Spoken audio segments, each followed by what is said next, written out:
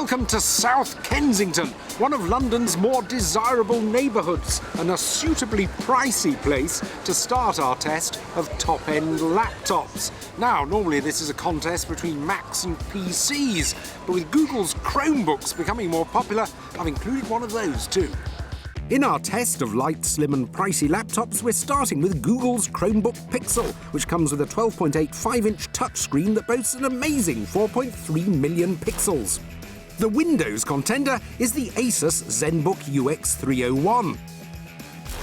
And from Apple, the 13-inch MacBook Pro with Retina display, one of the forerunners in slender, elegant design. One of the reasons they achieve such svelte figures is they dispense with moving parts.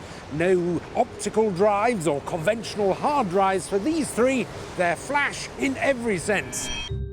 All our laptops have solid-state drives that use flash memory rather than spinning disks. They promise to be faster and more energy efficient. But which is the flashiest?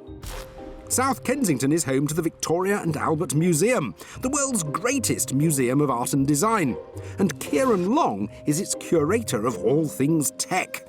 He decides which computers, phones and gadgets deserve to join the 2.5 million objects in the V&A's collection.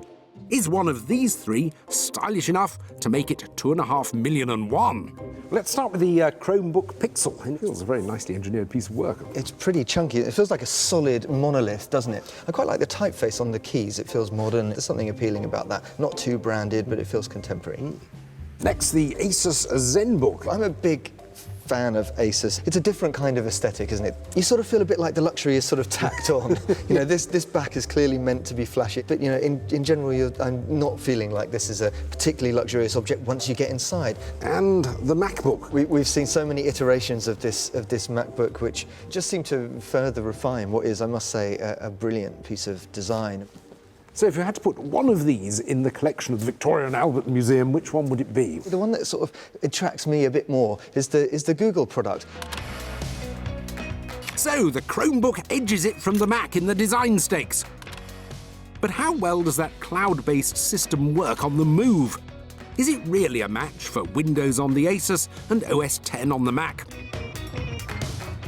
The first thing you notice about the Chromebook is that it's incredibly quick to start. That's because the operating system stored on the machine is very minimalist. The rest is in the cloud. I'm ready to get on with whatever I want in just over 10 seconds.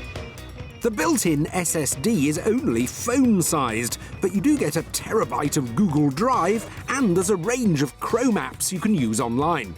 Even if you find yourself offline, you can still use your Chromebook as Google has intended because they've adapted many of the apps to work offline and they sync back up again once you're reconnected.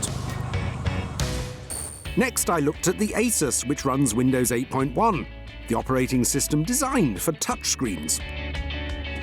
Now, the Asus starts up nearly as quickly as the Chromebook, although one irritation you notice immediately is that a lot of the text, a lot of the buttons are very, very small. With these high-resolution displays, Windows doesn't seem to cope with the scaling that well. The Asus has features that operate like a tablet and functions that work like a conventional laptop. The slightly sort of dual-sided character of this operating system does take some getting used to. It feels a bit like a prototype that's not thought through properly. After Google Chrome and Windows 8.1, the Mac's OS X Mavericks has no surprises. Amazingly, the MacBook feels ever so slightly retro compared to the other two. However, it all works very well indeed. It also usefully comes with a load of iWork and other applications free to download, which are starting to make Microsoft's Office look rather expensive. The Mac wins the battle of the operating systems. Refined over many years, it's quick, feature-rich, and even without a touchscreen, it offers the best usability.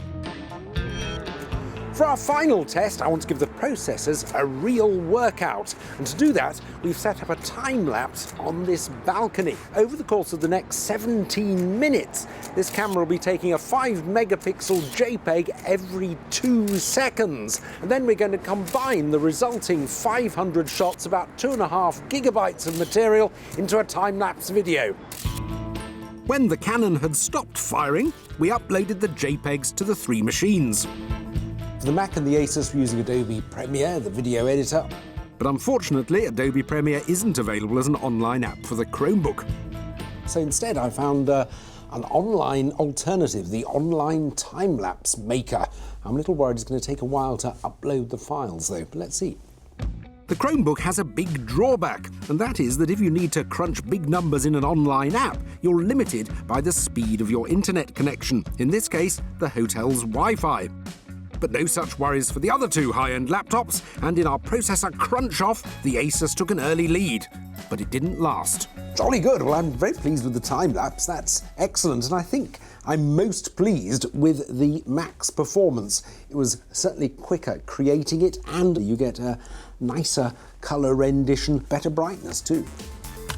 Time for the G ratings. It's 2 Gs for the Chromebook. It might be the future, but it's not here yet. And today, at this price, it just doesn't stack up against the other multifaceted machines.